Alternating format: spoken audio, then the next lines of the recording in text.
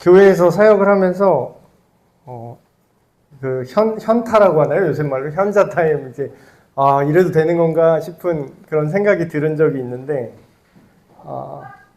신천지에서 이제 저를 역으로 전도하려고 오신 분이 있었어요. 그래서 청년 3명이 신천지 청년 3명이 저를 찾아왔어요. 그래서 이 교회 청년부 담당 목사님을 만나고 싶다고. 그래서 저는 또 그때만 해도 또 패기가 있었기 때문에 뭐 이단이든 뭐든 피하지 않지 하면서 내가 만나서 설득을 시켜보겠다 해서 당당하게 그 신천지 3대1로 배틀을 붙었습니다. 3대1로 새가족실로 오시라고 해갖고, 근데 나중에 그때 담임 목사님 아시고 큰일 노발대발 하셨지만 왜 이단이랑 그렇게 논쟁을 했냐, 그냥 쫓아내지. 근데 이제 저는 그때만 해도 되게 패기가 있었어가지고 내가 성경으로 발라버리겠다 하면서 이제 3대1의 싸움을 시작을 했어요. 그래서 그 신천지 청년 3명이랑 이제 얘기를 하면서 성경에 대해서 그 진리에 대해서 막 이렇게 얘기를 했었는데 그때 그들이 하는 내용은 다 엉터리죠. 사실 엉터리고 뭐 다 논증으로는 그 친구들의 허점을 다 얘기할 수 있었지만 그 신천지 청년 3명 그 사람들한테 제가 배울 점이 있었어요. 뭘 배울 점이 있냐면 이거는 우리가 좀 배워야 돼요. 진짜 그 친구들은 물론 이단이지만 이거는 우리가 좀 배워야 되는 게 그 친구들이 성경 공부를요 어마어마하게 합니다. 그러니까 처음에 딱 들어가잖아요. 우리가 가지 말라고 하는 성경 공부 모임 있죠. 교회 아닌 다른데 사설 모르는 성경 공부 모임 따라가지 마세요. 우리는 그 신천지 방어 교육할 때 그것만 가르치잖아요. 외부 교회 밖에 성경 공부 따라가지 마세요. 그러잖아요. 근데 그 따라간 성경 공부 모임이 일주일에 매일 가는 거예요. 근데 그 사람이 뭐 신앙심이 있는 사람이 가는 게 아니라 그냥 생짜배기가, 그러니까 우리로 따지면 그냥 교회 처음 나와보는 사람을 데리고 카페든 어디든 뭐 스터디 카페를 빌려가지고 일주일 내내 매일 오라 그래요. 매일 오는데 매일 3시간씩 공부를 시켜요. 일주일 내내. 그리고 끝나고 그거 과정 끝나면 자기네 안으로 들어가서 계속 성경 공부를 시켜요. 근데 그 성경 공부가 뭐예요? 기승전 이만희가 구원자입니다 라는 걸 가르쳐주는 엉터리 성경 해석을 그렇게 열심히 가르쳐요. 그래서 제가 거기서 느낀 게 뭐냐면 기존 교회가 프로그램은 너무 많은데 뭐 예배도 많아. 막 1부, 2부, 3부, 뭐 찬양 예배, 뭐 어린이 예배, 뭐 청소년 예배, 뭐 예배는 많아요. 정작 성경을 가르치질 않아요. 그 정도로. 성경을. 그래서 제가 그 당시에 제 힘이 닿는 데까지는 성경 이제 단권 이렇게 강좌를 계속 열었었거든요. 그래서 너무 그게 안타까우면서도 너무 어이가 없더라고요. 정통교회가 성경을 똑바로라기보다는 열심을 다해서 그 이단만큼도 안 가르치는 거예요. 그래서 물론 이제 그 이단의 구조는 좀 비정상적이긴 합니다. 왜냐면 걔네는 그게 지금 죽고 사는 문제이기 때문에, 물론 우리도 죽고 사는 문제긴 하지만 걔네는 바로 지옥 가는 문제이기 때문에 이거를 목숨 걸고 배워야 되는 그쪽으로 이제 기형적인 교리로 가르치기 때문에 그렇게 처음 온 사람조차 정말 많은 시간을 들여서 가르쳐요. 근데 제가 놀랐던 거는 그 처음 오는, 우리식으로 말하면 교회 처음 오는 청년한테 일주일에 하루 3시간씩 계속 공부를 때려박아도 그거를 시키는 대로 따라오는 사람이 꽤 많다라는 거죠. 근데 우리는 너무 안 한다. 그래서 제가 이제 물론 이제 수요를 여러 가지 강의 형태로 진행을 하려고 했지만 이제 처음에는 첫 시간에 했던 그 기독교 세계관, 기본기 세계관, 그 다음에 좀 실전적인 내용들 환기시키는 주제들 달려왔어요. 그래서 이번에 할 거는 정말 사실 계속 에베네셀 교회가 존속하는 한 계속 해야 될 거예요, 사실.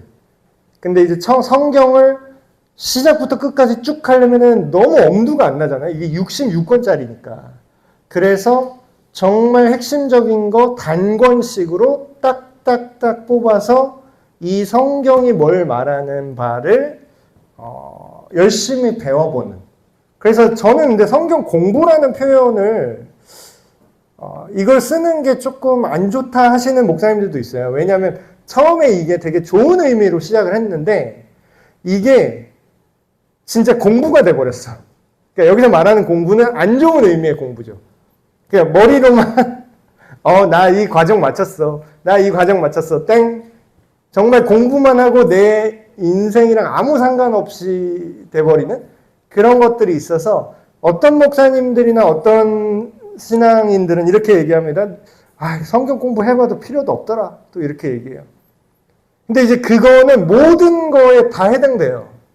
어떤 사람은 공부를 잘해서 인생에 정말 큰 유익을 얻는 사람도 있고 어떤 사람은 공부를 수박 겉핥기로 이상하게 해서 해봐도 소용없더라 이렇게 되는 사람이 있고 어떤 사람은 진짜 목숨 걸고 목숨 걸고 열심히 공부를 했는데 알고 보니까 이단이었고 그래서 우리가 로마서라는 신약 성경의 책인데 16쪽밖에 안 돼요. 16장밖에 안 됩니다. 그러니까 성경 전체를 보자면 막 질리는데 여러분 솔직히 어떤 소설책을 봐도 16장짜리 책은 없어요. 기본 막 몇백 페이지잖아요. 그런 거 다들 잘 읽으시는데 사실 로마서 16장을 똑바로 읽어본 사람이 생각보다 많지 않다라는 거죠. 그래서 오늘부터 우리가 14주 과정으로 시작할 로마서라는 책은요, 여기도 이제 써있지만, 많은 사람들을 정말로 변화시킨 책이에요, 이 로마서는. 그리고 심지어는 종교개혁 있죠, 여러분. 그 전에 교황제의 그런 타락한 교회 문화, 막 사람들 돈이나 뺏고, 뭐, 정치적으로 막 사람들 다 위협하고 이랬던, 마녀사냥이나 하고, 그랬던 교회를 개혁하게 된 그 말씀이 로마서예요. 모든 기독교 교부들, 종교개혁자, 루터도 로마서를 통해서 복음을 제대로 깨닫고 변화됐고요. 어거스틴, 뭐 칼뱅, 뭐 존 웨슬리, 찰스 스펄전, 뭐 이름만 대면 아는 믿음의 선배들이 로마서를 통해서 구원은 이런 거구나. 복음이란 이런 것이구나. 되게 중요한 책이거든요. 그래서 이런 말이 있어요. 성경 전체가 반지라면 로마서는 그 반지의 보석이다. 그러니까 제일 핵심적이고 제일 중요하고 제일 아름다운 그 내용이 압축되어 있는 책이죠. 로마서. 그래서 제가 성경 공부를 어떤 책을 처음에 시작을 해야 될까 하다가 로마서를 해야겠다. 이렇게 결정하게 됐습니다. 기본적인 이 시간의 준비물은 당연하게도 성경책이 있으면 돼요. 개혁개정. 성경책 준비하시고, 그리고 기본적인 이 성경 공부의 틀은 얼마 전에 돌아가셨죠? 팀 켈러 목사님. 미국 뉴욕에서 사역하셨던 정말 탁월한 목사님인데, 이분이 대단한 게 뭐냐면, 뉴욕의 맨하튼에서 리디머 처치라는 곳에서 이제 이분이 담임을 하셨는데, 그 뉴욕이라는 지역은 여러분도 아실 분 아시겠지만 무신론자가 제일 많은 지역입니다. 그러니까 기독교 종교를 믿어라 이게 씨알도 안 먹히는 지역이에요. 제일 빡센 지역이죠, 어떻게 보면. 근데 거기서 복음을 전하고 교회를 일구셨던 분이죠. 그래서 이 시대에 되게 위대한 설교자이자 목회자인데 돌아가신 지 얼마 안 됐어요. 돌아가셨죠. 그래서 그분이 쓴 책이 많은데 당신을 위한 로마서라고, 이게 주교재입니다. 근데 여러분이 이걸 사실 필요는 없고 제가 이거를 통해서 토대로 로마서를 여러분한테 이제 설명을 해 드릴 거예요. 그래서 혹시 근데 관심이 있으신 분은 이 책을 사서 미리 읽어보시는 것도 나쁘지 않아요. 당신을 위한 로마서 1권이 1장에서 7장까지, 당신을 위한 로마서 2권이 8장에서 마지막 16장까지를 이제 설명한 책이고요. 그래서 기본 틀은 팀 켈러 목사님의 로마서 성경 공부.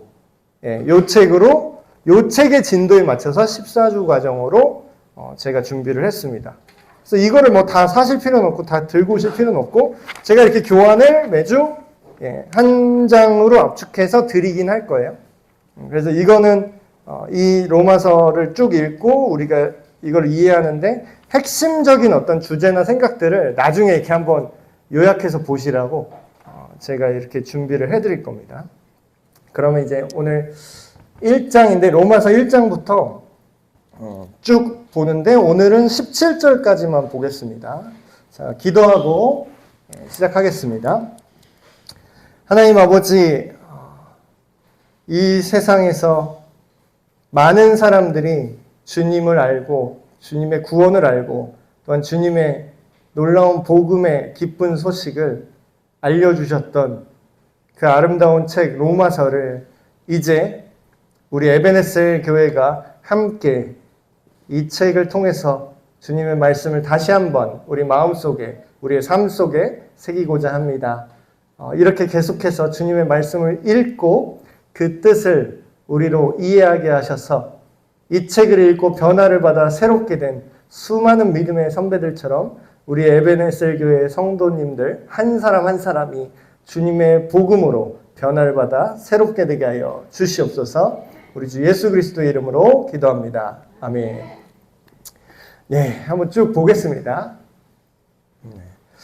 자, 먼저 맨 앞에 있는 질문 하나 여러분 스스로 생각해 보시면 좋을 것 같아요. 기독교 신앙을 한 문장으로 표현하면, 한 문장으로 말한다면 여러분은 어떻게 얘기하실래요? 누가 이렇게 물어보는, 야, 너 교회 다닌다며.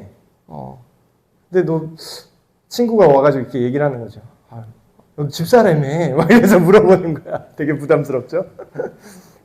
야, 근데 니네 교회 다니는데 거기서 말하는 게 그냥 한마디로 뭐야? 도대체 뭐라는 거니? 그 왜 교회 다니는 거야? 이렇게 물어보면 할 말이 있어야 되잖아요. 근데 이게 사실 우리가 교회를 오래 다녀도 그런 것들을 한 번에 쭉 압축해서 그 핵심을 딱 붙들고 가지 못하는 경우가 꽤 많거든요. 근데 사실 아까도 말한 것처럼 로마서가 그거를 딱 반지의 보석같이 그 핵심을 딱 담고 있어요. 너무 감사하죠.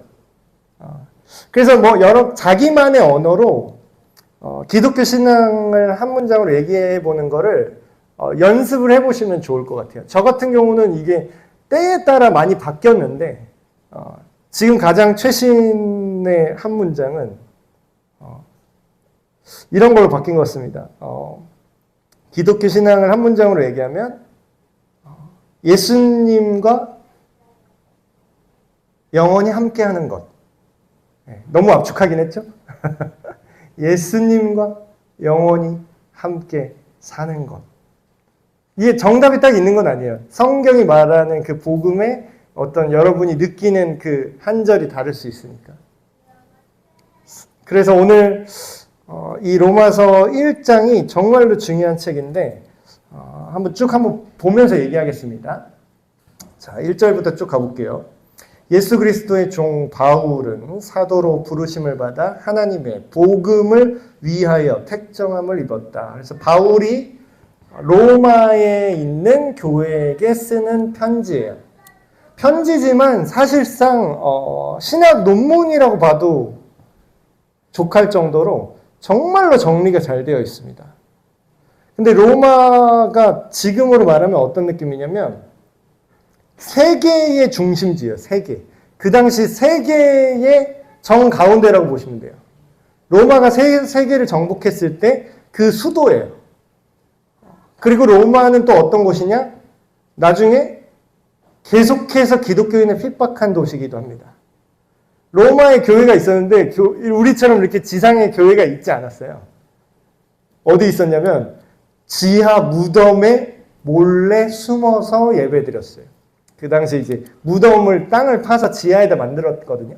카타콤이라고. 거기에 무덤에서 묘지에서 살았어요. 기독교인들. 그걸 몇 년 동안 했냐면 350년 동안 했어요. 350년 동안. 그럼 뭐예요? 로마의 교회에 바울이 편지를 보낸다라는 거는 우리처럼 이렇게 되게 깔끔한 교회에다 보내는 편지가 아니었다는 거죠. 되게 고통받고 있고 엄청나게 고통스럽지만 어디서 예수님에 대한 이야기를 들어서 자기가 직접 가보지도 않았어요, 바울이. 근데 내가 직접 본 적이 없는데 그곳에 이미 믿는 사람들이 생겨난 거죠. 그래서 바울이 자기를 이렇게 소개하는 겁니다. 내가 복음을 전하기 위해서 선택받은 하나님의 종이다. 예수님의 종이다. 이렇게 얘기하고 시작하죠. 자, 그런데 복음에 대해서 복음을 전하기 위해서 선택받았다고 얘기하는데 쭉 보겠습니다. 이 복음은 주제가 계속 복음이에요. 이 복음은 하나님이 선지자들을 통하여 그의 아들에 관하여 성경에 미리 약속하신 것이다. 이게 되게 중요한 구절인데 복음 얘기 엄청나게 많이 들으셨는데 저도 되게 어렸을 때부터 이제 교회를 다녀서 복음이란 얘기를 많이 들었는데 막상 정확히 뭔지를 이해를 못했던 것 같습니다. 그래서 지금 다시 한번 꾹꾹 눌러서 다시 한번 여러분이 흐릿해졌다면 이미 잘 알고 계셔도 상관없고 흐릿해지셨다면 한 번씩 꾹꾹 눌러서 이거를 다시 한번 지금 일깨우시면 돼요. 자, 복음은 누구에 관한 이야기인가라는 질문을 해야 되는 거예요. 복음이 뭐냐라고 이렇게 얘기할 때 복음은 어떤 사람에 대한 얘기입니다. 복음은. 그러니까 아까 제가 그런 질문을 했잖아요. 기독교를 한 문장으로 요약하면 기독교를 한 단어로 요약할 수도 있어요. 예수입니다. 복음은 결국 뭐냐? 여기 하나님의 아들이라고 나와 있죠. 우리는 복음서를 다 읽어보셨으면 이 아들이 누군지 알 거예요. 하나님의 아들, 예수 그리스도의 세계라. 마태복음 처음 그렇게 나오죠. 그러니까 복음이라는 거는 예수님에 대한 이야기입니다. 복음이라는 건 어느 날 갑자기 그냥 누가 툭 튀어나와서 주장하는 게 아니에요. 신천지처럼. 걔네는 중간에 뚝 튀어나와서 주장하잖아요. 이만희가 보혜사다라고 결국은 그거 얘기하는 거거든. 근데 그걸 계속 숨겨. 계속 숨기면서 이런 분이 계셔. 아니야, 우리는 교주로 믿지 않아. 그분은 그냥 우리의 선생님이셔. 선생님이래. 근데 그 교육 끝까지 가면 결국엔 뭐라고 나오잖아요? 그분이 이만희셔. 볼드모트야. 그분의 이름을 말하면 안 돼. 그러다 나중에는 그분이 이만희 이렇게 얘기하거든요. 그럼 뭐예요? 이만희가 구원자라는 말이 어디 있어요? 있냐고. 그러니까 성경을 억지로 어거지로 해석하는 거 말고 구약의 이만희에 대한 예언이 있어요? 이 동방의 어떤 아시아의 한국이라는 나라에 누가 태어날 것이다 이런 예언이 있어요? 없어요. 없다고. 어떤 우리나라에 자기가 자칭 재림 예수 구원자라고 주장한 사람이 60명이 넘는데요. 그 사람들에 대한 과거의 기록이 있어요? 지 주장은 있겠지. 지네가 최근에 만들어낸 이상한 지네 경전은 있겠지. 근데 그 전부터 옛날부터 위조가 불가능한 옛날 시대부터 기록된 글이 있냐고요. 그 사람에 대한 얘기가 있냐고. 그는 이런 모습으로 올 거다. 그는 이런 존재다라고 예언된 게 하나라도 있냐고. 없어요. 근데 2절은 뭐라고 해야죠? 이 복음은 하나님이 선지자들, 구약의 아브라함, 모세 막 쭉 나와서 말라기 선지자에 이르기까지 그 모든 기록들, 이 어마무시한 기록들 이거는 없다고 말할 수가 없어요. 이건 눈 가리고 이거 손바닥으로 하늘 가리기예요. 이거 있는데 없다고 100번 우겨야 있는데 어떻게 할 거야. 아니 태양을 가리고 이게 없어요? 이 기록이 이미 어마무시하게 있어요. 이거 숨길 수도 없어. 전 세계 역대급 학상 베스트셀러예요.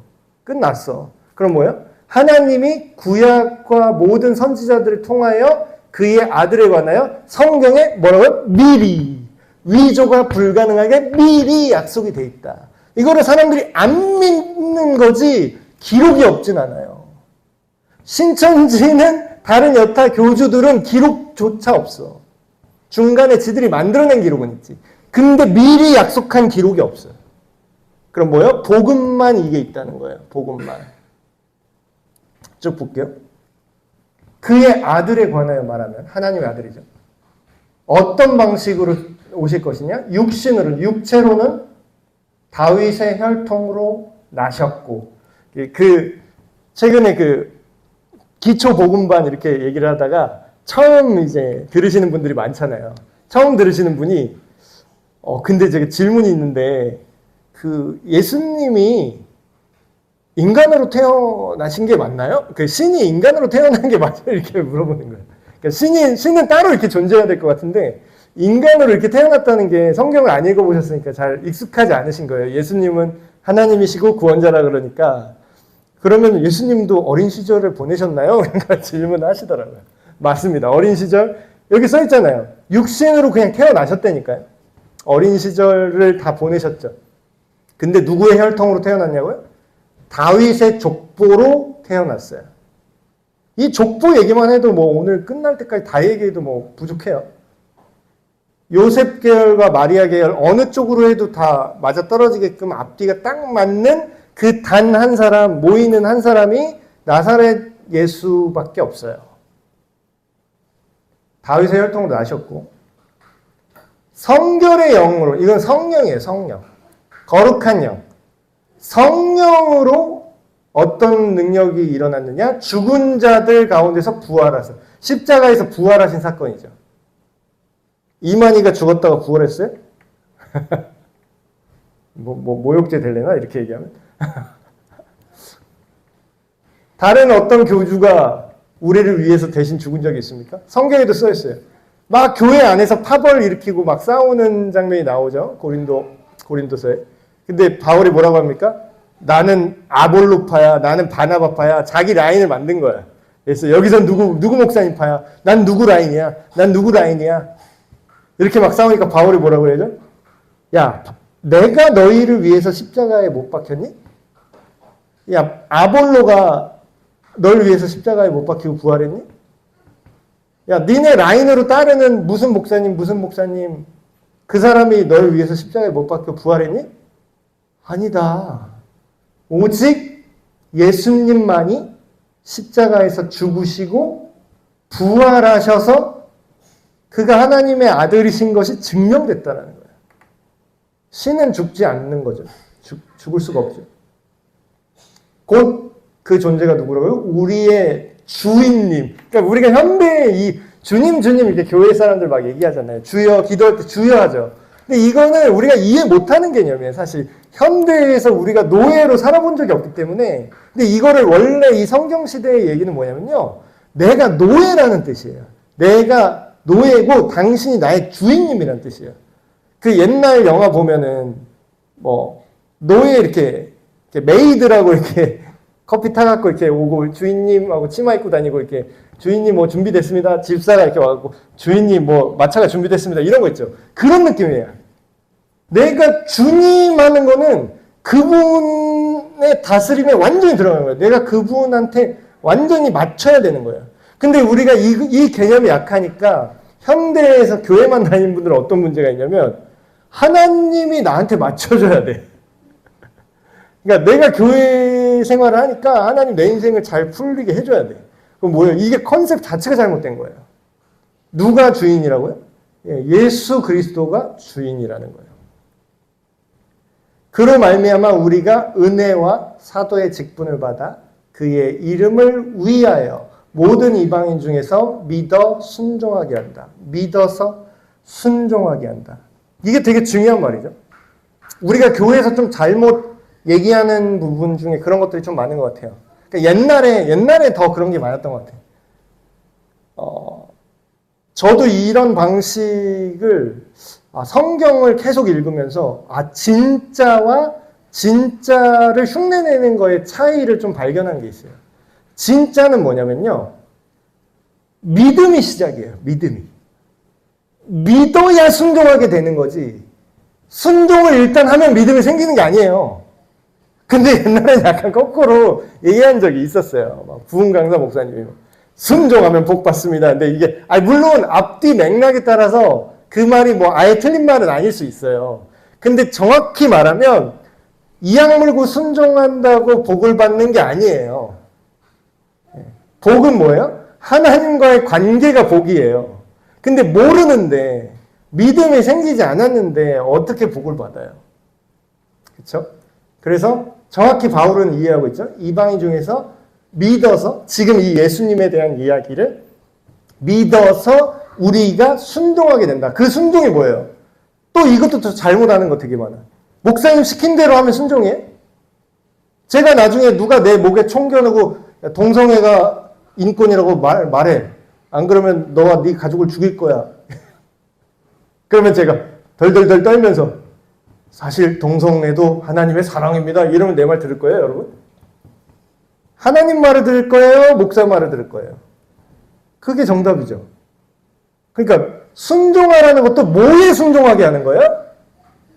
교회 제도에 순종하라는 게 아니에요. 물론 이제 교회가 정상적인 교회일 경우는 하나님 말씀대로 이렇게 다스리기 때문에 그 권위 안에 순종을 해야 되지만 세상 정부도 그렇고요. 심지어는 이 지역교회도요. 옛날에 우리나라 겪었잖아요. 그 신사참배 때 교회가 시키는 대로 하면 어떻게 돼요? 다 우상숭배하는 거예요. 그럼 뭐예요? 순종하게 하는데 뭘 순종하는 거예요? 예수님께 순종하게 된다라는 거예요. 하나님에게 순종하게 되는 거예요.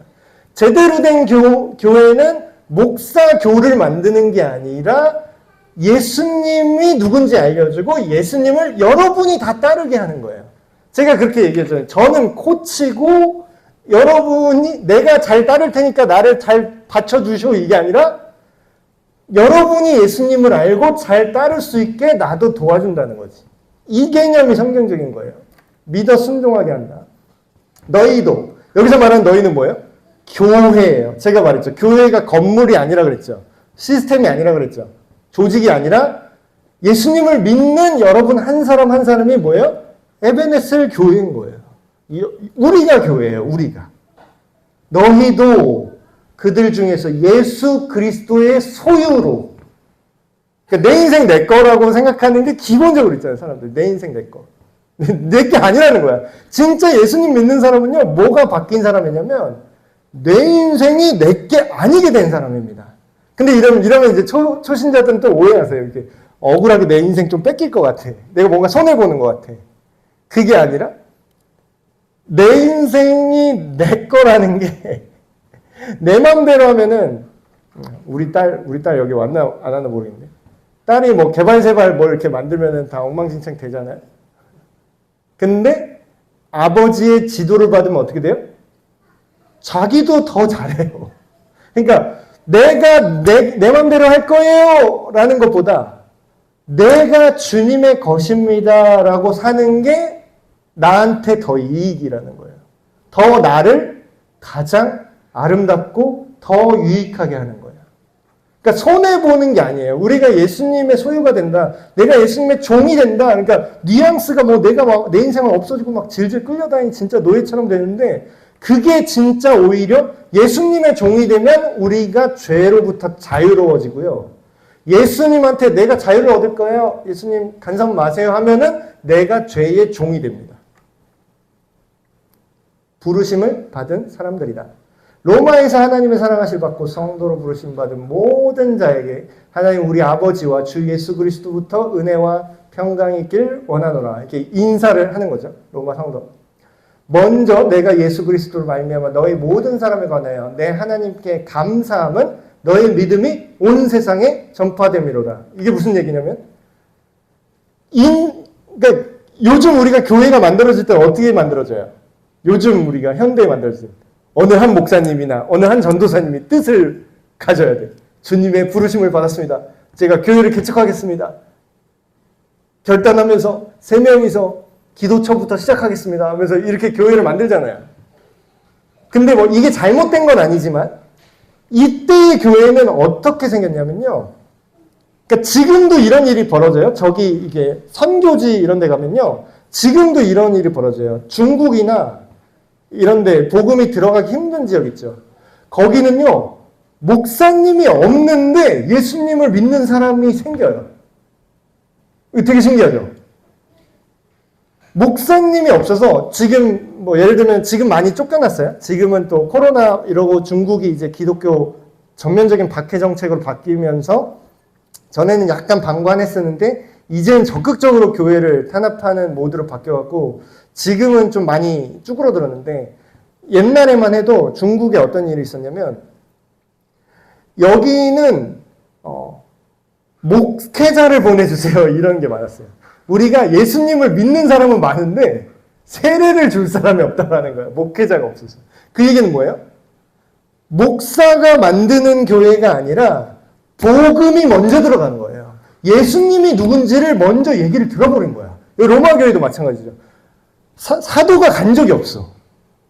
예수님의 직계 제자가 복음을 가르쳐 준 적도 없어요. 근데 뭐예요? 입소문으로 사람들의 말로 복음이 먼저 간 거예요. 그래서 믿는 사람이 먼저 생긴 거예요. 그러니까 교회가 생기기 전에 이 건물 교회, 이 조직 교회가 먼저 생기기 전에 뭐예요? 성도가 먼저 생긴 거예요. 그러니까 이 얘기를 들은 거죠. 내가 너무나 감사하다. 바울이 얼마나 좋았겠어요. 내가 가서 개척한 적도 없고 교회 건물이 있는 것도 아닌데 예수님을 믿는 사람들의 모임이 먼저 생겼어. 되게 감사한 거죠. 그 얘기를 하는 거예요. 내가 그의 아들의 복음 안에서 내 심령을 섬기는 하나님이 나의 증인이 되시거니와 항상 내 기도에 쉬지 않고 너희를 말하며. 그래서 얼마나 마음을 품었겠어요. 와, 복음이 먼저 이렇게 가서 예수님의 말씀이 먼저 가서 교회를 만들었구나. 그 사람들이 극심한 핍박에 노출될 텐데 그들을 위해서 계속 이 사도가 기도를 한 거죠. 그러니까 얼마나 가보고 싶었을까요? 지금도 그런데 그런 복음이 먼저 들어간 지역에는 그런 얘기가 있었대요. 막 목사님이 없어서 세례를 못 주고 예를 들어서 이 성이 뭐 무슨 성 한 3개가 있는데 거기서 전도사님 한 분이 그 일요일에 예배를 수도 없이 돌아다니는 거예요. 그러니까 교회가 이런 거죠. 담임 목사도 없어. 전도사 한 명이 교회 한 4-5개를 돌아다니면서 설교를 해야 되는 거예요. 그러니까 어떻게 했어요? 바울도 어떻게 했어요? 너무 가고 싶죠. 너무 가서 성경을 똑바로 가르치고 지금도 마찬가지가 그 선교지에서 뭐라고 얘기를 하냐면 그 사람들이 성경이 먼저 이렇게 성경 나눠주는 사역 이렇게 하니까 성경이 먼저들 많이 들어가 있어요. 그래서 되게 웃긴 건 뭐냐면 우리랑 좀 반대예요. 어떻게 보면 우리는 성경을 안 읽죠. 이 조국 교회는 우리 대한민국 교회는 성경을 정말 안 읽고 뭐만 있어요? 목사님만 있어. 목사님만 많아. 그러니까 목사님 많은 게 문제라는 게 아니라 목사님 많은 게 문제가 아니라 성도가 성경을 안 읽는 게 문제죠. 그러니까 목사님 혼자 막 비보잉 하고 있어. 막 혼자 막 휘돌기 하고 막 신학 가르치고 막 난리를 치는데 성도는 성경 안 읽고 박수 치면서 우리 목사님 잘한다. 제가 도와드릴게요. 이러고 자기는 또 세상에 살고 복음의 능력이 없죠. 근데 그 선교지는 반대야. 목사님은 없는데 성도는 있고 목사님이 없으니까 이 사람들이 예배를 어떻게 드려야 되는지도 몰라요. 찬송도 막 이렇게 크게 못해. 예배 문화도 없어요. 막 이런 드럼 치고 막 손 들고 울고 막 통성기도 이런 게 어딨어. 그런 거 없어요. 할 줄 아는 게 없고 내가 들은 건 예수님이야. 믿음이 먼저 생겼어. 근데 그런 교리도 없고 뭐 성경 신학도 없고 예배 문화도 없고 뭐 없어. 읽는 건 뭐야? 성경 하나야. 성경만 냅다 읽습니다. 성경 저보다 더 잘할걸요? 그분들이. 외우는 거는. 저는 신학이랑 이 전체 그림이랑 해석이랑 이런 걸 잘 알고 있지만 그분들은 외워요, 이거를. 막 외워. 그러니까 할 일이 없으니까 이거 그냥 외우는 거예요. 그래서 성경 막 백독하고 막 난리도 아니에요. 중국 그런 지하교회, 삼자교회 이런 분들은 거기서 교회의 지도자나 장로님이 되려면 성경을 일단 100독 이상 해야 되고 그리고 예수님 때문에 감옥에 최소 한 번 이상 갔다 온 적이 있어야 되며 막 그 기준이 있어요, 자기들이. 그리고 성경 암송 뭐 해야 되고 이런 게 있어요. 더 빡세죠, 어떤 의미에서. 근데 그분들이 이 얘기를 하는 거예요. 한국 교회에게. 우리는 성경은 이미 있다. 그리고 성경 엄청 많이 읽고 성경 우리 막 외운다. 근데 우리한테는 성경 말씀을 제대로 가르쳐줄 교리와 신학을 가르쳐줄 목회자가 필요하다. 그리고 그 목회자를 만들어줄 신학자가 필요하다. 우리는 다른 건 다 돼 있다. 그것만 달라. 이렇게 얘기하는. 그러니까 로마 교회도 어떻게 보면 그런 상황일 수 있죠. 이거를 복음이 이미 먼저 들어갔는데 왜 복음을 가르쳐야 되죠? 이렇게 오해할 수 있어요. 우리 대한민국 스타일. 복음 다 알잖아요. 그거 어떤 분은 이렇게 얘기하세요. 어떤 분은 목사님 맨날 그 복음 그거 그 뻔한 거 그 초신자들이 하는 거 그거 왜 자꾸 얘기해요? 그 좀 다음 것도 세련된 거 좀 하지. 이런 분이 있어요. 근데 이제 그런 분 치고 복음이 제대로 기본기가 돼 있는 분을 제가 못 봤거든요. 여러분, 복음은 교회 처음 온 사람이 그냥 한번 딱 찍고 가는 그런 초보자 루틴이 아닙니다. 그 김용희 선교사님, 복음에 미친 사람 중에 한 분인데 그분이 이런 말을 했어요. 복음이면 다냐? 복음이면 다다. 그냥 복음이면 다다. 다른 거 필요 없다. 복음이면 다야. 이렇게 얘기해요. 근데 그게 사실이거든. 그러니까 복음이 초보자들이 해야 되는 게 맞아요. 근데 고급자도 해야 돼요. 제가 전에 이 얘기 한지 모르겠는데, 그, 목사님들 이제 쫙 앉혀놓고, 그 목사님들을 가르쳤던 목사님들의 목사님, 그 노 목사님이 마지막에 이제 은퇴하시면서 그 자기 제자 목사님들한테 진짜 내 인생의 유언 같은 말을 내가 해줄게 해서 그 제자들이 이분이 이제 워낙 이제 한가락 하셨던 분이니까 어떤 귀한 진리를, 어떤 심오한 성경의 진리를 알려주실까 이렇게 기대를 하면서 얘기를 듣는데 그분이 뭐라고 얘기했냐면, 얘들아, 예수님을 잘 믿어야 된다. 얘들아, 니네 예수님 잘 믿어야 돼. 이렇게 그 노 목사님이 얘기하는 거예요. 그게 처음엔 되게 기대하다가 그 현역에 있는 다 목사님들이 그 얘기 듣다가 네, 예수님 잘 믿어야죠. 약간 이제 시큰둥해진 거지. 너무 뻔한 얘기를 하니까. 그래서 그 반응을 보더니 이 목사님이 눈에 힘을 주면서 얘들아, 니네 예수님을 잘 믿어야 된다니까? 그래서 어떤 목사님, 아니 목사님, 그래도 저희가 목사입니다. 예수님을 안 믿겠습니까? 이렇게 얘기해요. 그랬더니 그 노목사님 승질을, 얘들아! 그게 아니라 예수님을 믿으라고 임마! 이게 무슨 뜻인지. 이게 되게 간단한 얘기 같잖아요. 예수님을 믿는 게. 근데 복음이 말해보라면 사실 교회 오래 다닌 사람이 모르지는 않을 거예요. 다 이런 거죠. 하나님이 우리를 창조하셨다. 우리가 하나님을 떠났다. 모든 인간이 죄인이 됐다. 타락으로부터 다시 구원받으려면 하나님의 용서로 예수님이 십자가를 지셨다. 그분이 우리 위해 죽으셨다. 그분이 부활하셨고 우리가 그분을 믿으면 우리의 모든 죄는 용서받고 하나님 나라로 다시 들어갈 수 있다. 끝. 교회에서 귀에 피가 나도록 들은 얘기죠. 근데 그렇게 이걸 진짜로 이해하는지 정말로 이 노 목사님 승질내면서 예수를 믿으라니까 이렇게 소리 질렀던 이유는 이거예요. 믿으면요, 그 믿는 결과가 나와요. 근데 결과가 안 나오잖아요? 시원찮게 믿고 있다는 거야. 그러니까 그 노 목사님 볼 때는 현역으로 뛰고 있는 그 목사님들도 그 목사님이 볼 때는 예수님을 더 믿어야 되는 거야. 근데 이제 어떤 느낌인지 알겠어요. 그 목사님들도 내가 현역으로 이렇게 하고 있는데 이 기초를 내가 왜 해야 돼? 걸음마를 내가 왜 다시 해야 돼? 이렇게 생각할 수 있죠. 근데 그게 아니라 그게 어마어마한 능력이고 그게 기본기이면서 그게 필살기예요. 그게 안 돼 있다라는 거예요. 볼게요. 내가 너희 보기를 간절히 원하는 것은 어떤 신령한 은사를, 여기서 이게 이렇게 신령한 은사라고 나오는데 이걸 우리가 좀 오해하는 게 있어요. 신령한 은사라고 하면 치유, 예언, 이런 초자연적인 은사를 생각하는데 여기 은사라고 번역된 이 단어는 카리스라고, 우리가 그렇게 흔히 알려진 초자연적인 은사를 할 때도 똑같은 은사를 써요. 근데 여기서 말하는 건 뭐냐면 선물이란 뜻입니다. 선물. 내가 신령한 선물을 너희에게 나누어 주어 너희를 견고하게 하려고 내가 너희에게 가고 싶어. 바울이 이렇게 얘기하죠. 이 얘기가 무슨 뜻이겠어요? 아까 중국 교회가 원했던 거랑 똑같은 거예요.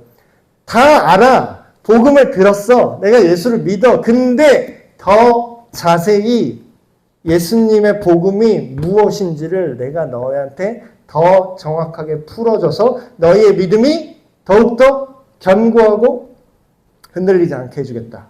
그 얘기를 하는 거죠. 이는 곧 내가 너희 가운데서 너희와 나의 믿음으로 말미암아 피차 서로가 안위함을 얻으려 합니다. 여기서 이 안위를 받으려 한다. 저는 요즘 들어서 이게 되게 공감이 되는 것 같아요. 여러분 목회자가 뭐 할 때 제일 좋은지 아세요? 목사가 제일 좋을 때, 헌금 많이 들어올 때? 그것도 뭐 물론 좋을 수 있겠지만 교회 예배 때 사람이 북적북적 할 때? 예, 뭐 그것도 좋을 수 있겠어요. 근데 근본적으로요, 제일 행복할 때가 어떨 때냐면 그 사람이 예수님을 제대로 믿는 게 눈에 보일 때예요. 그리고 예수님의 말씀이 그 사람 안에 심겨지고 점점점 자라나는 게 보일 때. 그럼 이런 생각이 드는 거죠. 나는 그냥 이 복음을 심었는데 하나님이 지금 자라게 하시는구나. 이 사람이 이제 교회로서 자라나고 이 사람이 예수님의 사람이 되어가는구나. 이분의 믿음이 자라니까 이분의 삶이 바뀌겠구나. 이분이 믿음이 자라니까 이제 그 믿음의 열매로 순종하겠구나. 단순히 교회 봉사 뭐 열심히 하겠구나. 그게 아니라 하나님께 순종하겠구나. 예수님의 말씀에 순종하겠구나. 그럴 때 어떤 마음이 든다고요? 제가 위로를 받아요. 돈이 없어도 할 것 같아. 돈이 없어도. 그래서 수많은 사역자들이 돈이 안 돼도 할 수 있는 거죠. 근데 당사자들도 위로를 받을 거예요. 왜냐하면 전에는 예수님에 대해서 내가 잘 알지 못했기 때문에 세상이 문제가 더 크게 보였죠. 근데 내가 예수님을 향한, 예수님이 누구신지 하나씩 알면 알아갈수록 내가 어떻게 돼요? 내가 위로를 받아요. 내가 안심하게 돼요. 이게 문제가 아니었구나. 하나님은 문제보다 더 크신 분이구나. 안위함을 받는 거죠. 듣는 자나 전하는 자나. 그래서 오늘 이렇게 나와주셔서 제가 또 위로를 받고 있는데. 형제들아, 내가 여러분 너희에게 가고자 한 것을 너희가 모르기를 원하지 아니하노니 이는 너희 중에서도 다른 이방인 중에서와 같이 열매를 맺게 함이로되 지금까지 길이 막혔도다. 여기서 말하는 열매. 그리고 이 당시에는 이제 이방인과 하나님의 백성인 이스라엘, 그걸 구분을 했죠. 이거를 우리식으로 따지면 이런 거예요. 뭐 엄밀하게 따지면 우리도 다 이방인이지만 우리식으로 따지면 이런 거예요.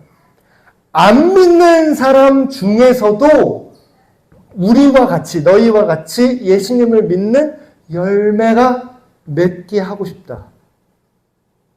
우리가 항상 그걸 기억해야 돼요. 우리가 교회 열심히 다니다 보면요, 자칫 잘못해서 문제가 생기는 경우가 있는데 그게 뭐냐면 나는 이제 괜찮다 이거야. 근데 본인이 밖에 있었던 시절을 생각을 못하는 거죠. 어떻게 보면 처음부터 모태교인, 어릴 때부터 그냥 눈 떠보니까 교회에 있었던 사람이 더 위험할 수 있어요. 왜냐하면 밖에 있어 본 적이 없으니까 밖에 있는 사람들, 예수님을 믿지 않는 사람들이 어떻게 예수님을 믿게 되는지를 별로 신경을 안 써요. 왜냐하면 사람은 내 경험에 비춰서 얘기하니까 나는 그냥 교회에서 다 배웠는데, 나는 그냥 처음부터 알았는데, 이렇게 되니까 어때요? 그들을 배려하지 않아요. 그러다 보니까 그런 게 이제 어떻게 되는 거죠? 어떤 분은 이런 분 있어. 이게 안 되는 교회의 특징. 새로운 사람이 왔어요?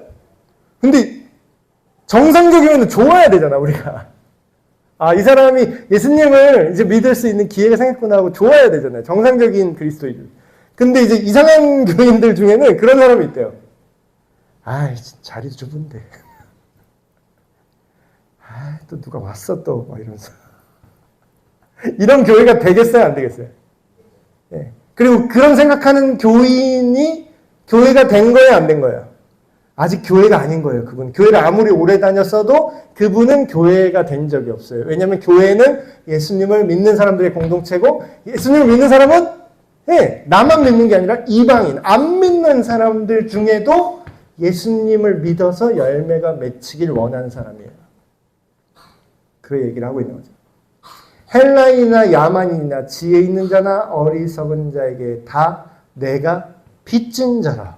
여기 교환에도 써 있는데, 제가 처음에는 이걸 잘 이해를 못했어요. 왜 빚을 졌다 그러지? 바울이 원래는 예수님 믿는 사람 잡아 죽이고 핍박하는 사람이라서 잘못한 게 있어서, 지은 죄가 있어서 하나님한테 미안하니까 내가 빚을 졌다 이렇게 얘기하는 건가? 라고 처음에 생각했던 적이 있어요. 근데 이게 뭐냐면, 여기 교환에도 제가 써놨지만, 여러분 이건 바울만 해당하는 얘기가 아닙니다. 예를 들어 볼게요. 복음으로 우리가 빚을 졌다는 게 무슨 뜻이냐면, 예를 들면 이거예요. 누가 나한테 100만 원을 딱 주는 거예요. 100만 원을 딱 주면서 저 사람한테 이 100만 원 전달해 주세요 이랬어요. 그럼 뭐예요? 내가 이 돈을 받아놓고 전달을 안 해주면 어떻게 되는 거예요? 도둑놈 되는 거지. 그럼 뭐예요? 내가 받았어요. 100만 원을 받았는데 전달을 해줘야 돼. 근데 아직 전달을 못 해준 상황이야. 그럼 뭐예요? 이 상황에서 나는 100만 원의 빚이 이 전달한 사람한테 있는 거나 마찬가지예요. 왜냐하면 빚은 뭐예요? 내가 줘야 될 거잖아. 내가 다시 돌려줘야 될 거잖아. 근데 내가 이 사람한테 빚지지 않았을 뿐, 이 사람이 전해주라고 했으니까 나는 어쨌든 이 사람한테 100만 원어치의 빚이 생긴 거예요. 그럼 뭐예요? 이 얘기는 뭐냐면, 우리가 예수님을 믿었죠. 예수님을 믿는다는 게 뭐죠? 원래는 내가 죽었어야 돼. 원래는 내가 하나님의 심판을 받았어야 돼요. 원래는 내가 십자가에서 내가 처벌을 받았어야 돼. 근데 그거를 누가 갚아줬죠? 예수님이 대신 갚아줬는데, 사람들이 이걸 오해해요. 복음이 우리의 노력이나 우리가 돈 주고 살 수 있는 게 아니에요. 값없이 공짜로 우리가 은혜로 이 용서함을 받았다라고 얘기하죠. 값없는 복음이다. 이렇게 얘기를 많이 해요. 그 말이 맞아요. 근데 사람들이 이걸 오해하는 거야. 값없는 복음인데 이거를 값싼 복음이라고 생각을 하는 거야.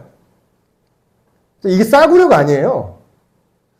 내가 돈을 안 낸다고 이게 싸구려가 아니라고. 이게 값어치가 얼마냐면요, 신의 목숨의 값어치입니다. 하나님이 인간의 목숨의 값어치를 어떻게 평가하냐면, 온 세상을 다 팔아도 한 사람만 못하다라고 얘기해요. 우리는 인간을 막대하지만. 근데 뭐예요? 그 인간을 만든 신의 목숨은 얼마나 가치 있을까요?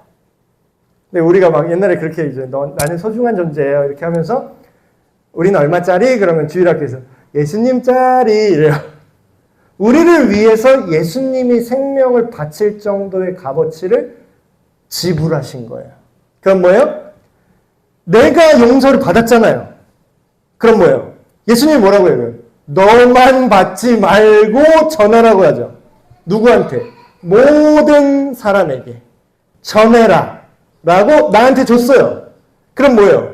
내가 안전하고 나만 갖고 있는데? 그럼 뭐예요? 빚이 있는 거지. 그래서 바울이 이 얘기하는 거예요. 근데 이 얘기를 하면 사람들 또 오해해요. 저건 선교사님 얘기야. 저건 목사님들 얘기야. 저건 전도사 사역자 얘기, 사역자 얘기.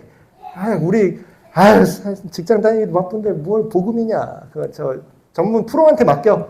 물론 프로긴 합니다. 우리는 프로가 돼야 돼요. 목회자나 전문 사역자나 선교사님은 프로페셔널이죠. 근데 성경에 어딜? 나만 빚진 자라고요? 우리 모두가 빚진 자예요. 왜냐고요? 우리 모두가 복음을 받았으니까. 우리 모두가 용서를 받았으니까. 그러므로 나는 할 수 있는 대로 로마에 있는 너희에게도 복음 전하기를 원하노라. 아까 제가 얘기했죠. 복음을 안다고 생각하는데 제일 위험한 게 뭔지 아세요? 제일 위험한 거? 못하면서 할 줄 안다고 생각할 때. 할 줄 안다고 생각하면 공부해요, 안 해요? 연습해요, 안 해요? 안 하지. 넌 할 줄 알거든. 근데 올라가면 이제 탈탈 발리는 거죠. 그러니까 그런 게 되게 함정인 것 같아요. 여러분, 교육학에서 그런 내용이 있어요. 앞에서 가르치는 선생님이 너무 잘 가르치잖아요. 너무, 그러니까 가르치는 수준이 있는데 진짜 최상급으로 잘 가르쳐. 너무 이해가 잘 되게. 그러면 오히려 학생들이 잘 못해요. 이게 통계로 나와요. 교육학에서. 앞에서 가르치는 선생이 너무 잘 가르치면은 오히려 학습 효과가 떨어진다. 그러니까 살짝 애매하게 못 가르칠 때 오히려 더 많이 공부가 된다는 통계가 있어요. 왜 그런지 아세요? 너무 잘 가르치면요, 이해가 쏙쏙 돼. 그냥 가만히 있어도 그냥 다 알겠어. 그냥 알 것 같아요. 그 강의를 들을 때는. 근데 뭐예요? 알겠으니까 진짜 아는 줄 알아. 복음도 똑같아요. 여러분, 저 이건 진짜 많이 봤거든요. 이 세상에 명설교자들 되게 많아요. 막 김남국 목사님, 뭐 유기성 목사님, 뭐 지금 이찬수 목사님, 그 좋은 설교 듣는 사람 되게 많거든요. 되게 많아요. 근데 그 사람이 귀는 되게 높아지고 눈은 되게 높아졌어요. 근데 그 사람 하는 행동을 보면 초보 그리스도인이에요. 아직도. 초보의 특징이 뭔지 아세요? 되게 잘 흔들려요. 그래서 직분자, 성경에 직분자 세울 때도 믿은 지 얼마 안 된 사람 하지 말라고 써 있을 정도. 그러니까 너무, 그러니까 알긴 아는데 그게 자기 실력이 아니야. 근데 되게 웃긴 건 뭔지 아세요? 자기가 듣고 그걸 이해하고 그거에 끄덕끄덕하고 어머 맞아 하고 눈물 한번 나오고 그러면 그게 자기 수준인 줄 알아. 그게 지금 우리 현대 대한민국 교회의 지금 가장 큰 문제예요. 왜냐하면 명설교자의 설교나 교육이나 가르침을 너무 많이 볼 수 있어요. 그래서 심지어 교회를 안 나가잖아. 교회에 나갈 필요 없고 집에서 목사님보다 더 설교 잘하는 사람 많아요. 그러면서 근데 그 사람의 신앙이 정말로 실력이 있느냐 말이야. 왜 실력이 없을까요? 그 사람은? 수준은 어디서 길러지는지 아세요? 실제로 해볼 때 길러집니다. 그 얘기 듣고 아멘 아멘 역시 저런 게 설교지 평가하고 있어. 뭐 감별사야? 근데 착각하지 마세요. 그게 당신 수준이 아니라니까. 그 이찬수 목사님이 겪었던 거 막 얘기하면서 자기 경험 얘기하면서 나 이렇게 깨졌고 나 이렇게 악했고 이렇게 얘기하고 아멘 아멘 그래 어머 그래 그건 이찬수 목사님 수준이에요. 실제로는요, 교회 가서 수준이 낮은 게 어디 티나요? 막 싸우고 막 서로 시험 들고 막 뒷담 까고 막 이래. 그거 아멘 하면서 이렇게 듣다가. 그러니까 어때요? 복음을 다시 전해야 되는 거야. 교인들을 하고 앉아 있는데 다시 배워야 돼요. 다시. 그러니까 이게 뭐 이거 배우면 내가 이거를 완료했습니다. 저 졸업했습니다. 목사님 저 복음 졸업했어요. 이미 알아요. 이게 이런 개념이 아니라는 거예요. 계속해서 알고 계속 묵상하고 김영희 선교사님은 맨날 똑같은 얘기만 계속 하잖아. 복음 계속 얘기하잖아. 그래도 왜 그렇게 하는 줄 알아요? 그래도 제대로 못하거든 사람들이. 그것만 외쳐도 그 수준을 못 따라가거든. 복음을 다시 배우는 거에 대해서 이상하게 생각하지 말아주세요. 내가 복음을 부끄러워하지 아니하노니 이 복음은 모든 믿는 자에게 구원을 주시는 하나님의 능력이 됨이라. 먼저는 유대인에게요 그리고 헬라인에게로라. 앞에 것만 먼저 얘기할게요. 여러분 복음이 어때요? 복음 여기 교회에 써 있는데 사람들이 복음을 창피해합니다. 그리고 부끄러워하고 창피한다는 걸 다른 말로 하면은 불편해한다라는 말도 돼요. 불편해. 복음이 불편해요.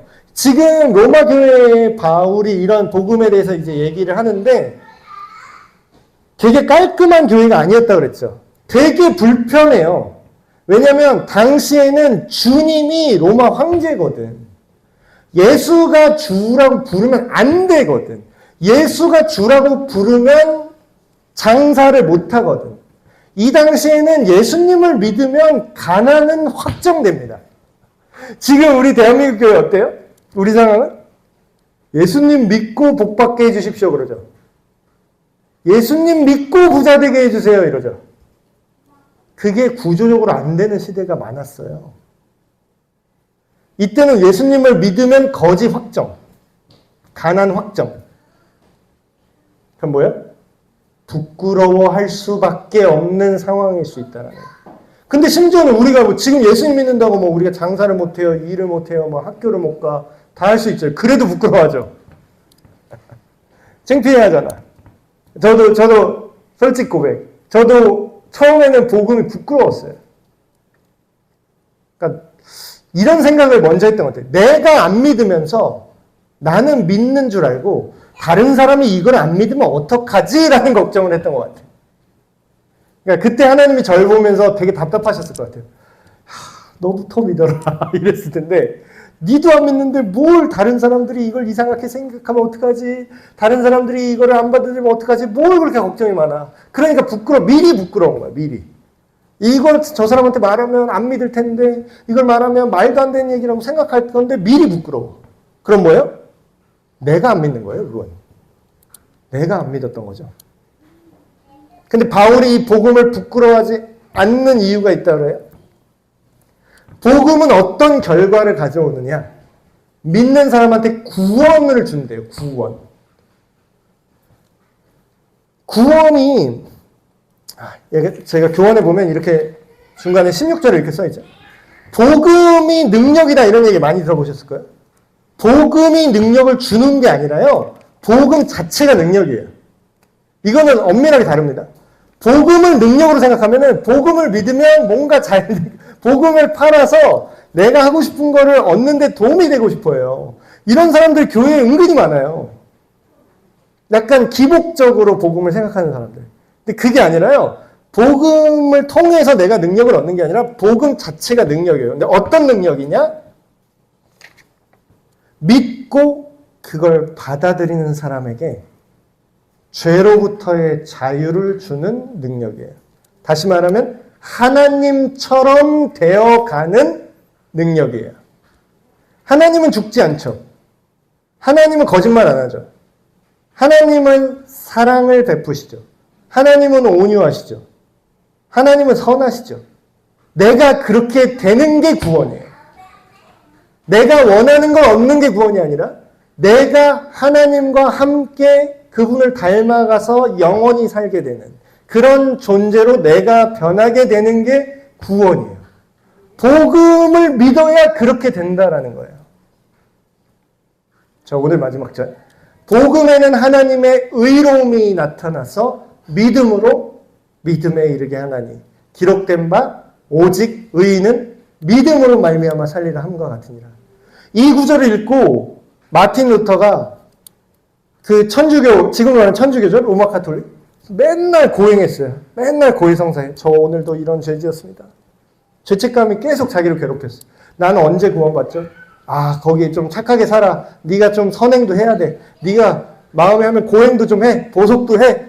그러면서 막 계단 무릎으로 계단 오르기 엄청 고행 엄청 했어요. 그래도 여전히 고통스러운 거예요. 근데 이 구절 읽다가 딱 눈이 떠진 거예요. 아, 이게 내가 대가 지불을 해서 구원받는 게 아니라 의인은 믿음으로 의롭다고 하나님이 만들어주시는구나. 내가 이 예수님을 믿으면, 이 복음을 믿으면 내가 하나님의 의로우심을 내가 경험하고 나 또한 하나님처럼 의롭게 변화시켜 주시는구나. 내가 죄인이지만 죄 없다고 쳐주기만 하는 게 아니라 실제로 죄를 안 지을 수 있도록 우리를 변화시키십니다. 이게 하나님의 의로움이 우리에게 덧입혀지고 실제로도 의로워지는 거예요. 이게 복음이다. 이거를 내가 너희에게 제대로 이해시켜 줄게. 이렇게 바울이 얘기를 하는 겁니다. 오늘 이렇게 로마서 1장 17절. 지금 이렇게 짧게 갔는데 이게 기독교 역사를 만들었던 엄청난 내용이에요, 지금. 근데 이게 지금 저와 여러분에게도 동일하게 그런 수많은 사람들이 진짜 천지개벽한 것처럼 예수님께 사로잡힐 수 있도록 이 말씀이 여러분 안에 새겨지길 원합니다.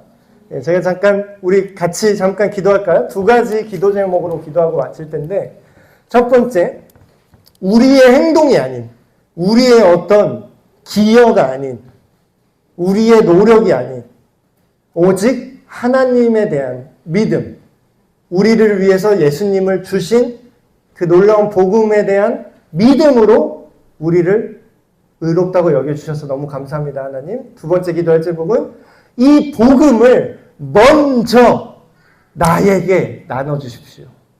다른 사람한테 전할 걱정을 하기 전에 먼저 나한테 이 복음을 심어주십시오.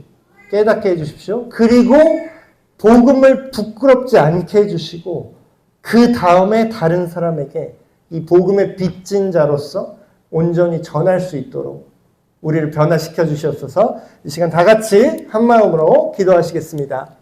하나님 아버지, 우리의 행동과 우리의 의지와 우리의 선함이 아닌, 우리의 선행이 아닌 이런 것들로 이룰 수 없음에 주님께서 직접 예수님을 그 약속대로 우리를 위해 이 땅에 보내주셔서 우리 모두를 위해 대신 십자가를 지시고 대신 죽으시고 또한 부활하심으로 우리 모든 믿는 자들에게 첫 열매가 되심에 감사를 드립니다.